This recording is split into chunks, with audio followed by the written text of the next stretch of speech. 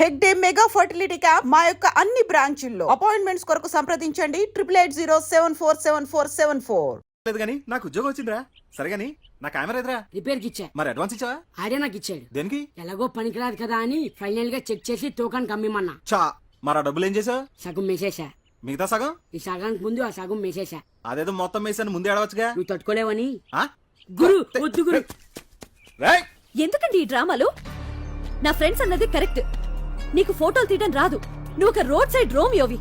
ఆ రోజు నన్ను రక్షించినట్టు నాటకం ఆడి నన్ను టచ్ చేసావు. ఫోటోలు తీస్తానని కట్టుకథలు చెప్పి నాకు దగ్గర కావాలని ట్రై చేసావు. ఇప్పుడు ఫోటోలు పోయాయని కొత్త ప్లాన్ స్టార్ట్ చేసావు అన్నమాట. చూడు, నేను మిమ్మల్ని ప్రేమిస్తున్నాను అని ధైర్యంగా చెప్పుంటే కనీసం నిన్ను ఒక డేరింగ్ ఫెలో అని గుర్తించేదాన్ని. అది కాదండి, అది వద్దు. ఒక అబద్ధాన్ని కవర్ చేయడానికి ఇంకొక అబద్ధం చెప్పకు. అబద్ధం అంటే నాకు పరమ అసహ్యం. అది చెప్పేవాళ్ళంటే ఇంకా అసహ్యం. ఇప్పటి వరకు నీ మీద నాకు ఒక మంచి ఒపీనియన్ ఉండేది. కానీ ఇప్పుడు నువ్వు నా దృష్టిలో ఒక ఇడియట్వి, ఒక లయర్వి, ఒక జులాయివి. ఏమండి నేను చెప్పేది వినండి ప్లీజ్. ఇలా అబద్ధం చెప్పడం కంటే చావటం బెటర్.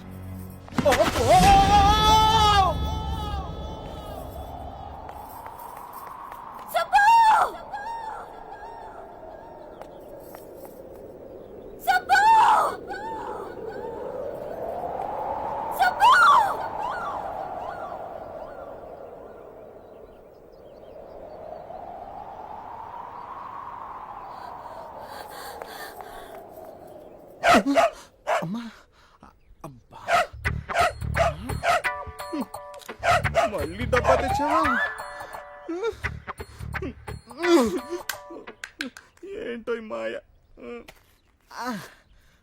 అమ్మా అయ్యో అబ్బో ఓ అమ్మా. రాజీ రాజీ కనపడదేటి? కిందడితే నా చెయ్యట్టుకుని పైకి లాగాలి గాని తన పట్టంతా నిలిపోయింది. Bad time. పదా నీకు నేను నాకు నువ్వు కలిసి. హలో, చిన్న ఇన్ఫర్మేషన్ కావాలి. హిల్స్ దగ్గర సూసైడ్ కేసులు ఏమైనా ఉన్నాయా? ఉన్నాయమ్మా. ఒక బాడీ దొరికింది. మొహం అంతా పచ్చడైపోయింది. మొహం అంతా పచ్చడైపోయిందంటే ఎవరైనా తింటున్న ఇడ్లీ ప్లేట్ మీద పడుండొచ్చు. ఆ పచ్చడి మొహానికి అంటుకుని ఉండొచ్చు. పచ్చడి అంటే దొర్లి దొర్లి గీరుకుపోయి గుర్తుపట్టకుండా పోయిందని, పచ్చడి అంటుకుందని కాదు. పోనీ ఇంకేమైనా ఆనవాళ్ళున్నాయా?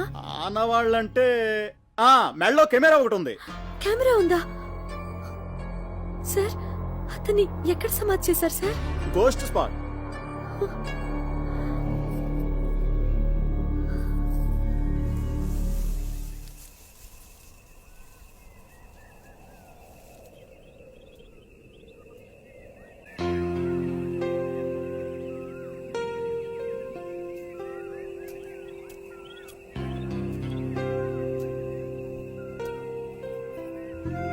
ఇదంతా నా తొందరపాటు వల్లే. సుబ్బు, నువ్వు అబద్ధం చెప్పావన్న కోపమే కానీ నీ మీద నాకు ఎలాంటి ద్వేషం లేదు. నిజానికి మొదటిసారి నిన్ను చూసినప్పుడు నాకు రకమైన ఫీలింగ్ కలిగింది. నువ్వు అకాల మరణం చెందాక అది ప్రేమని తెలిసింది. నాకు అబద్ధం అంటే ఎంత ఎలర్జీయో, సిన్సియారిటీ అంటే అంత ఇష్టం. నేను నిన్ను చావు అన్న మరుక్షణం నువ్వు తూగి చచ్చిపోయావు. చచ్చి నన్ను సాధించుకున్నావు.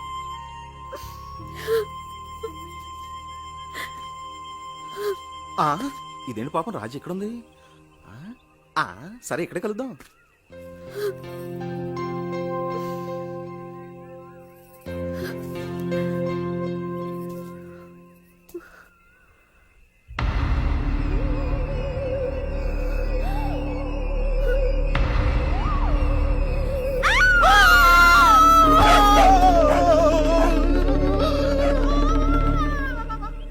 అతను నేను ప్రేమించో పగబట్టో నీ వెనకాల తిరుగుతున్నాడు. వెంటనే ఓ మంత్రగాన్ని తీసుకురావాలే.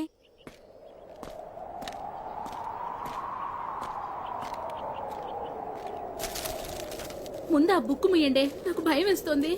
అది గాలికి పేజీలు ఎగురుతున్నాయి. కిటికీ మూసేస్తే అదే ఆగిపోతుంది. అయితే ఎవరైనా వెళ్ళా కిటికీ మూసేయండి. నేనే వెళ్తాను. రాజీ, జాగ్రత్త. శ్రీ ఆంజనేయ ప్రసన్నాంజనేయ, శ్రీ ఆంజనేయ ప్రసన్నాంజనేయ. హాయ్ రాజీ. నేను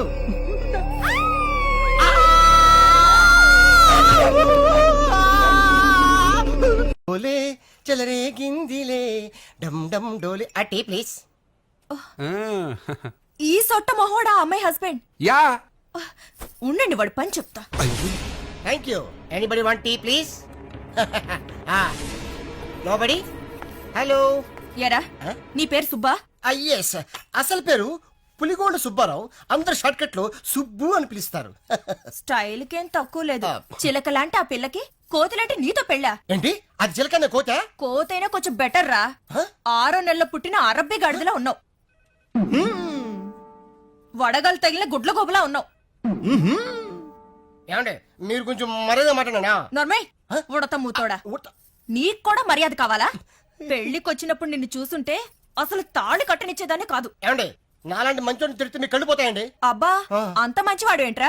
అవునండి, ఫస్ట్ టైం మీకే చెప్తున్నాను, ఎవరికి చెప్పకండి.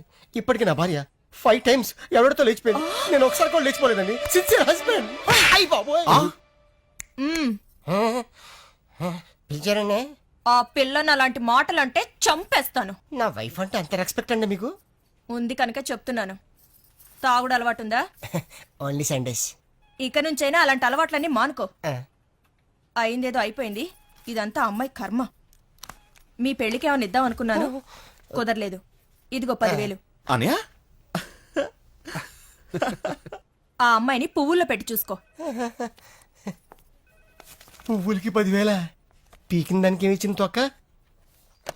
హలో, కిలోతమనా? నేనే మాట్లాడుతున్నాను. నేను పులిగోడ సుబ్బారావు. 6 నెలల క్రితం నీ ఇంటి తలుపులు తట్టి 1000 రూపాయలు ఉన్నాయంటే 5,000కి 5 పైసలు తగ్గినా చీప్ పొమ్మన్నావు. ఇప్పుడు నా దగ్గర 10,000 ఉన్నాయి. ఎస్, రమ్మంటావా? ఈరోజు ఖాళీ లేదు. పోనీ రేపు? ఓకే. నేను ఓకే.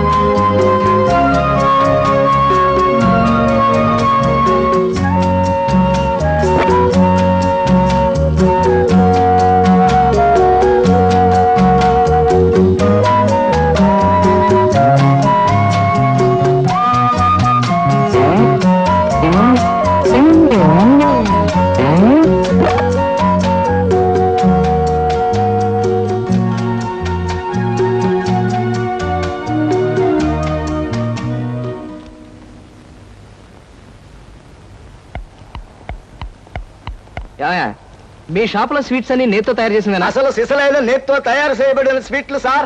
ఓహో, మరేం లేదయ్యా, రేపు పెద్ద పార్టీ ఉంది, దానికి ఆర్డర్ ఇద్దామని.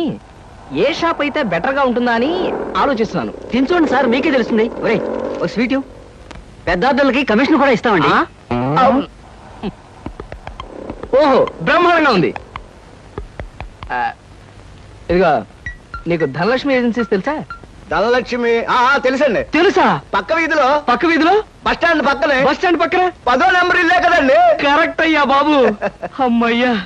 ఇదిగో అక్కడ రేపు పార్టీ, కుర్రాడికి అడ్వాన్స్ ఇచ్చి పంపిస్తాను. 10 కేజీల స్వీట్ బ్రహ్మాండంగా ఉండాలి. 10 కేజీలు. ఓ మైసూర్ పాకు. ఈ మైసూర్ పాకు ఏంటి సార్, పాలకోవా కూడా తీసుకోండి. Thank you. స్వీట్ మాత్రం బ్రహ్మాండంగా ఉండాలి. చాలా బాగుండాలి. బాగా చేద్దాం. ఏమండి అడ్వాన్స్?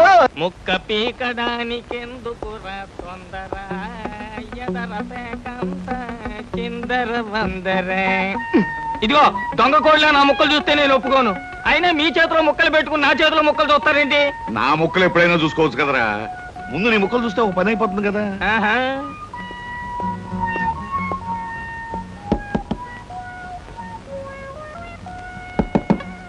జోకర్లు బెదురుతాయి. ఇదిగో బాబు, ధనలక్ష్మి ఏజెన్సీస్ ప్రొపరేటర్ గారు ఉండేది ఎక్కడ? వేసుకో ముక్క, చూపిస్తాను. షో తర్వాత చూపించవచ్చు కానీ ప్రొపరేటర్ గారు ఎక్కడున్నారు చెప్పవయ్యా. ఇదిగో ముక్క, ఖర్చేయండి. ఏం ఖర్చు చేయడం ఏమిటో. మీలాంటి చెత్త మనుషులు పెట్టుకున్న ప్రొపరేటర్ ఎవరో గానీ త్వరలో ఆఫీస్ మూసేసి అర్జెంట్ గా పేకాట క్లబ్ పెట్టుకుంటాడు బాబు. పోనీ నువ్వు లాభం లేదు. S Dhanalakshmi agencies proprietor Koteswararao speaking. అవునవునవును, మీకు సరుకు పంపించాలి. కాకపోతే సేల్స్ మెన్ ప్రాబ్లం వల్ల వెంటనే పంపించలేకపోయాను. అలాగే త్వరలోనే పంపిస్తాను. ఓకే సార్, ఆపరేటర్ గారు మీరా? ఈ అవతారం చూసి బండలో తరుకున్నాను. నన్ను క్షమించండి సార్. మన్నించండి, ఆట అయిపోయింది. వీరెవరు సార్? మీ అసిస్టెంట్ మేనేజరా? కాదయ్యా, వీడు నా ప్యూన్ గాడు. ఆహా, నేను ఇచ్చే జీతం డబ్బులు కాక కనీసం నా దగ్గర నెలకి ప్యాకెట్లో 200 రూపాయలైనా ఖర్చు చేస్తాడు. మీరు ప్రొపరైటర్ అయ్యుండి ఆఫ్టర్ ఆల్ ప్యూన్ తో ప్యాకెట్ ఏమిటి సార్? చూడవయ్యా, ఆఫీస్ టైమ్స్ అయిన తర్వాత ప్రొపరైటర్ ప్యూన్ అనే తేడా లేదయ్యా, అందరూ సమానమే. అవును, ఇంటర్వ్యూకి వచ్చినట్టున్నావు, నీ పేరేంటి? కృష్ణ సార్. ఇంటర్వ్యూ కని పొద్దుననగా బయలుదేరి ఇప్పటికి చేరుకున్నాను సార్. ఆ. మీరేమీ అనుకోనంటే ఒక్క మాట అడుగుతాను సార్. ఆ, ఇంటర్వ్యూ కని పిలిచిన అడ్రస్ లో గాంధీనగర్ పక్క, కమలా థియేటర్ వెనకాల, రాముల వారి గుడి ముందు అని అర్థం పర్థం లేని అడ్రస్ ఇచ్చారేమిటి సార్? చూడు కృష్ణ, నేను ఇవ్వాలనుకున్నది సేల్స్ మెన్ ఉద్యోగం. సేల్స్ మెన్ అనేవాడు ఊరంతా తిరగటం, ఎలాంటి అడ్రస్ అయినా పట్టుకోగలగటం మొదటి క్వాలిఫికేషన్. ఆ క్వాలిఫికేషన్ ఉన్నవాడే ఇక్కడికి రాగలడని అడ్రస్ అలా ఇచ్చాను. 8 మందికి గాను నువ్వు అక్కడ వచ్చావు కనుక ఫస్ట్ టెస్ట్ లో పాస్ అయినట్టే. Thank you sir, thank you very much. Second test ఏమిటి సార్? అచ్చు యంత్రాన్ని కనిపెట్టింది ఎవరయ్యా? అచ్చు యంత్రాన్ని జాన్ గ్యూటన్బర్గ్. కరెక్ట్. మొఘలాయి సామ్రాజ్యాన్ని స్థాపించింది ఎవరు? బాబరు. కరెక్ట్. జపాన్ కరెన్సీని ఏమంటారు? యం. కరెక్ట్. సార్, మీరు అడిగిన ఒక్క ప్రశ్నకి నాకు సమాధానం తెలియదు. మీ ప్యూన్కి అన్నీ తెలుసు. నాకంటే అతనే బెటర్ అనుకుంటాను మీ సేల్స్ మెన్ ఉద్యోగానికి. నేను వేసిన అక్కర్లేని ప్రశ్నలకు జవాబులు తెలుసు కనుకే వీడు జవాన్ పోస్ట్ లో ఉన్నాడు. ఇలాంటి ప్రశ్నలకు జవాబులు తెలియకపోవడమే సేల్స్ మెన్ క్వాలిఫికేషన్. కనుక నువ్వు 2వ టెస్ట్ లో కూడా పాస్ అయ్యావు. ఇక 3వ క్వాలిఫికేషన్ ఏమిటంటే మన సరుకుల గురించి అబద్ధాలు చెప్పడం. ఏది? ఒక్క అబద్ధం గబుక్కుని చెప్పు. మీరు భలే అందంగా ఉంటారు సార్. అసలేవయ్యా, నా గురించి కాదు, నేను అడిగేది అబద్ధాన్ని గురించి. నేను ఇంతకు ముందు చెప్పింది అబద్ధమే sir. Correct. You are appointed as the salesmen. రేపే వచ్చి డ్యూటీలో జాయిన్ గా. Thank you sir.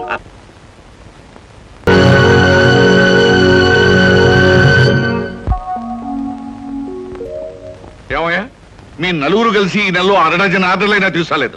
ఎందుకు పనికొస్తారా మీరు?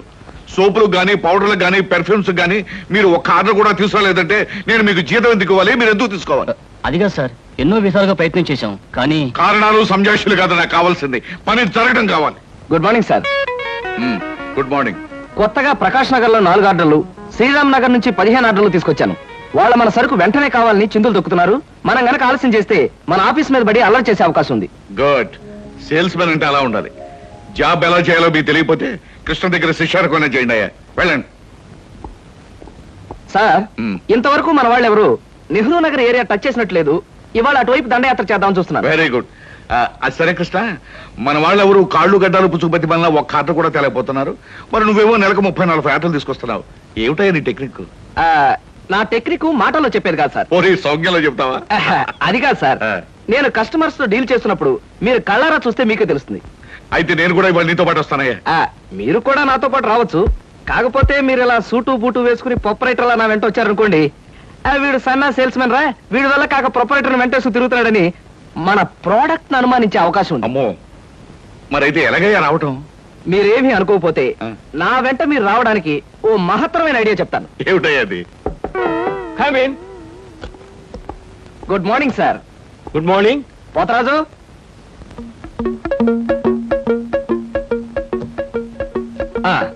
మీరు కొత్తగా పెట్టిన ఈ సూపర్ మార్కెట్ చూస్తుంటే నా మతి పోతుంది సార్. అసలు మీ సూపర్ మార్కెట్ దెబ్బకి సిటీలో ఉన్న సూపర్ మార్కెట్లని fat. Thank you. By the way, నా పేరు Krishna, Dhanalakshmi agencies sales representative ని. Glad to meet you. Very nice to meet you sir. వీడు మా బాయ్. అదే పోతరాజు, నా పర్సనల్ అసిస్టెంట్. మీరు వచ్చినందుకు నాకు చాలా సంతోషం. రండి కూర్చోండి. Thank you.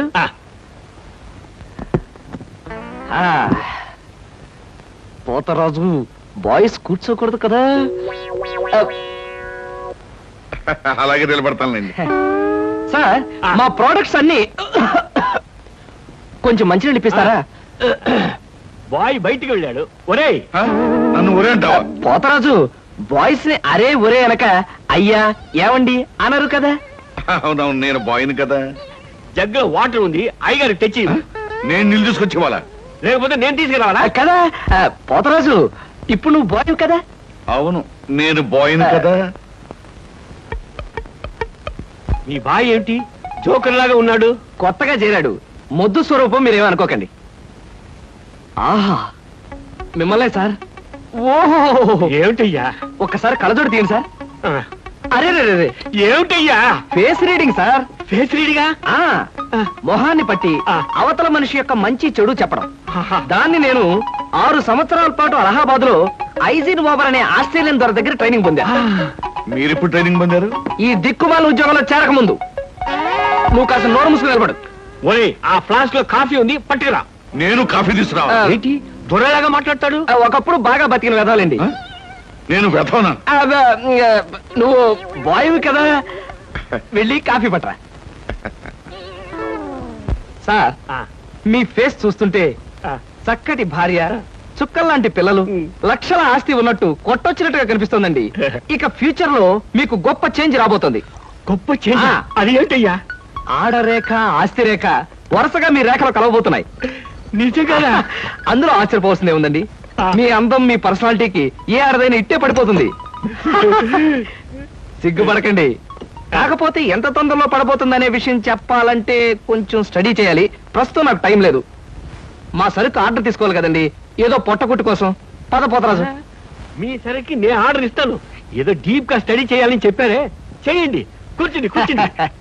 ముందా ఆర్డర్ సంగతి ఏదో మనం తేల్చేస్తే ఆ తర్వాత మీ ఫేస్ రీడింగ్ గురించి నేను తేల్చేస్తాను. ఆర్డర్ తీసుకోండి. ఇంకా ఏం కావాలి? ఓ ఫ్రూట్ సాలెడ్. Fruit salad. వద్దులే, నేనే వెళ్ళి తీసుకొస్తాను.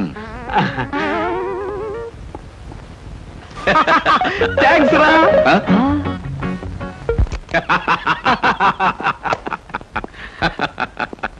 నిజంగా నీకు గొప్ప టాలెంట్ ఉందయ్యా. 6 నెలల్లో ఆడది ఆస్తి కలిసి వస్తుందని 60,000 రూపాయల సరుకు వాడికి అంటకట్టావు. అవును, అసలు నీకు ఫేస్ రీడింగ్ ఏమైనా తెలుసా? ఫేస్ రీడింగ్ లేదు, మీటర్ రీడింగ్ లేదు సార్. ఆ మాట ఎక్కడో చదివినట్టుగా గుర్తు. ఏ మనిషికైనా ఆస్తి, అమ్మాయి అప్పనంగా కలిసి వస్తుందంటే సంబరంగానే ఉంటుందిగా. ఆ వీక్నెస్ పాయింట్ పట్టుకుని వాడిని చిత్త కొట్టేశా. నాతో ప్యూర్ వేషం వేయించితే వేయించావు కానీ మహత్తరమైన నీ టాలెంట్ కనిపెట్టే అవకాశం కలగజేసావయ్యా. సరే కూర్చో. పర్వాలేదు సార్. పర్లేదు, కూర్చోవయ్యా. ఇంతకాలం నువ్వు నా దగ్గర పనిచేస్తున్నా మీ కుటుంబ వ్యవహారాలు ఏమి తెలుసుకోలేదు. అసలు మీ వాళ్ళు ఎవరైనా ఉన్నారా? ఏమిటి మీ కుటుంబ పరిస్థితి? సాధారణంగా మా కుటుంబ విషయాలు చెప్పి ఎదుటి వారికి తలనొప్పి తెప్పించడం నాకు ఇష్టం లేదు. పోనీ తలనొప్పి తెప్పించకుండా క్లుప్తంగా చెప్పబోయా. అంత అభిమానంగా అడుగుతున్నారు కాబట్టి చెప్తున్నాను. నేను కాకుండా మా ఇంట్లో ఉన్న వ్యక్తులు 3. మా అమ్మ దైవభక్తి, ఎదుటి వాళ్ళ మీద అభిమానం, ఆప్యాయత కలిగిన దేవత లాంటి మనిషి. ఇకపోతే మా నాన్నగారు క్రితం జన్మలో తను త్యాగరాజు, తాన్సేన్ లాంటి గొప్ప సంగీత విద్వాంసుడని ఆయన ఉద్దేశం. తన రాగాలతో ప్రజలందరికీ రోగాలు తెప్పిస్తూ, తన ఆలాపంతో ప్రజలందరినీ హాహాకారాలు చేస్తుంటే పేటలో ఉన్న వాళ్ళందరూ గొంతు పిసిగేస్తామని వాళ్ళ నిర్ణయం తెలియజేశారు. దాంతో భయపడిపోయి ఆయన బాత్రూమ్ లోనే పాడుకోవడం హాబీగా పెట్టుకున్నారు. ఆ సుగుణమే కాకుండా పేకాట పిచ్చి కూడా ఉంది. పని పాట లేని వాళ్ళందరితో చేరి పేకాట్లో ఎప్పుడు ఓడిపోవడమే కాకుండా అప్పుడప్పుడు తన బట్టలు కూడా తాకట్టు పెట్టేస్తుంటారు.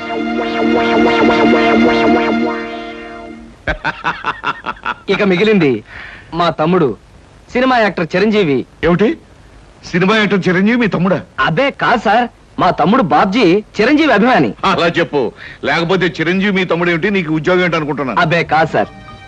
ఇక యథాశక్తి వాడు చదువు సంధ్యలు మానేసి సినిమా థియేటర్ల దగ్గర కటౌట్లకు దండలు వేయడం, చిరంజీవి సినిమా రిలీజ్ అయితే పిచ్చిగా రెచ్చిపోయి థియేటర్ దగ్గర గోల చేయడం ప్రస్తుతం వాడి జీవిత జయంగా పెట్టుకున్నాడండి. అది సార్ మా కుటుంబ పరిస్థితి. అంటే ఇంటెల్లబాదికి సంపాదించి పెట్టేవాడు నువ్వు ఒక్కడవేనన్నమాట. చూడు మిస్టర్ కృష్ణ, నీ కారణంగా మన కంపెనీ ఎంతో అభివృద్ధిలోకి వచ్చింది. అందుకు ప్రతిఫలంగా మీ కుటుంబానికి సాయం చేయడం ప్రొపరైటర్ గా నా కనీస ధర్మం. ఈ నెల నుంచి నీ జీతం 1000 రూపాయలు పెంచుతున్నాను. Okay? Thank you sir, thank you very much. ఆ విధముగా జూదమునందు అన్ని పోగొట్టుకున్న పాండవులు అరణ్యవాసములకు బయలుదేర్రి. ఆహా, ఏమి రాశాడయ్యా మహానుభావుడు. ఎవరు? వాల్మీకి మహాకవి. The law of diminishing returns states that the more you consume of a product, the more you పరీక్షలు కదన్నయ్యా, చదువుకుంటున్నాను. ఓహో, చదువు చదువు. అలాగే. అమ్మా అమ్మా. వస్తున్నాను బాబు. చేసేది సేల్స్ మెన్ ఉద్యోగం. నీడ పట్టున ఉండకుండా ఎండనక వాననక ఊరంతా తిరిగి అలసిపోయేస్తుంటాం. నీ కష్టం తెలుసుకుంటే నాకెంతో బాధగా ఉందిరా కృష్ణ. కాఫీ తీసుకో బాబు. అమ్మా, నా కష్టంతో ఇంట్లో అందరి ఆకలి తీరి కుటుంబం అంతా ఆనందంగా ఉందని తలుచుకున్నప్పుడల్లా నాకు సంతోషంగాను సంతృప్తిగాను ఉంటుందమ్మా. అన్నట్టు ఇవాళ జీతం అందింది. ఇంటి ఖర్చులు ఏమిటో, ఎవరెవరికి ఎంతెంత ఇవ్వాలో లిస్టు రాసిస్తే. కృష్ణ, ఈ వయసులోనే సంపాదించే బాధ్యతను ఎత్తనేసుకున్నావు. కుటుంబాన్ని నడిపే బాధ్యత కూడా నీకెందుకురా? డబ్బు నాకు ఇస్తే ఖర్చులు మిగిలిన విషయాలన్నీ నేను చూసుకుంటాను. నీకివ్వడానికి నాకేమీ అభ్యంతరం లేదమ్మా. కాకపోతే ఈ కాస్త జీతంలోనూ అందరినీ మేనేజ్ చేయడం నీకు కష్టమేమోనని. ఒరేయ్, నేను అమ్మని, నాకు ఆ మాత్రం తెలీదు. అమ్మవు కాబట్టే అందరి మాటలకు కరిగిపోయి అడిగిన వాళ్ళందరికీ కాదలేక ఇచ్చేస్తావని. సర్లేరా. సరే సరే సరే, తీసుకో. నేను వెళ్ళి బట్టలు మార్చుకొస్తాను. బియ్యానికి 300. అమ్మా, నీకు విషయం చెప్పాలంటే ఏడుపు వస్తుందమ్మా. ఏడవలసిన అవసరమే వచ్చిందిరా బాబ్జీ. ఇంట్లో నాన్న సంగీతంతో హింసిస్తున్నాడని చదువుకోవడానికి బీచ్కి వెళ్ళాను. అక్కడ వాచ్ పోయిందమ్మా. ఎల్లుండి నుంచి పరీక్షలు. కనీసం చేతికి సెకండ్ హ్యాండ్ వాచ్ అయినా ఉండాలిగా. ఓ 100 రూపాయలు ఇవ్వమ్మా. ఈసారైనా తగలేసుకోకుండా వాచి కొనుక్కో. అలాగే. ఇదిగో 100. అయినా వాచి బారేసుకోవడం ఏమిట్రా పిచ్చి వెధవ. ఇదిగో పార్వతి, ఇందాక వీధిలోంచి వస్తుంటేను కొందరు పెద్ద మనుషులు కనిపించి త్యాగరాజ ఉత్సవాల దగ్గరికి వస్తున్నాయి కదా, నా వంతు ఓ 500 రూపాయలు విరాళంగా ఏమని భైరవ రాగంలో బావురమన్నారే. 500? నేను ఇలాగే అన్నాను. మీరిస్తాను ఒప్పుకున్నారా? కుటుంబం బరువు బాధ్యతలు తెలిసిన వాడిని నేనెందుకు మాటిస్తానే. కావాలంటే 2 లేక 300 విరాళంగా ఇస్తాను. ఆ రోజు ఉచితంగా కచేరీ చేస్తానని మాటిచ్చాను. పైసా కూడా అడగం. మీ కచేరీ మాత్రం వద్దు బాబు అని దండం పెట్టుంటారు. అంతేనా? కమాతు రాగంలో కాళ్ళు చేతులు వెరకొడతాను. నా కచేరీ అంటే బొత్తిగా భక్తి శ్రద్ధలు లేవు. ఆఖరి మాటగా 200 రూపాయలు విరాళంగా ఇస్తాను అన్నానే. ఇవ్వకపోతే బాగుండదు, ఆ తర్వాత నీ ఇష్టం. త్యాగరాజ స్వామి నిన్ను ఆశీర్వదిస్తాడు. 3, 4